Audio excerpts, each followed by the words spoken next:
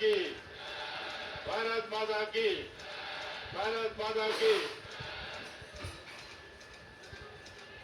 मुझे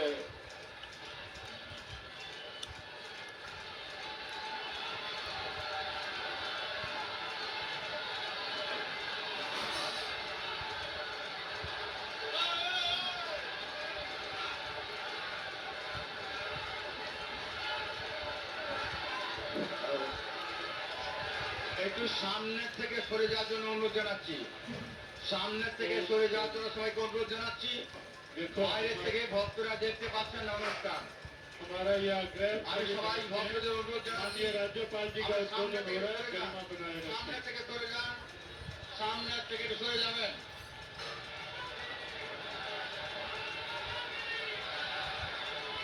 निर्मल जी, भाई बहनों,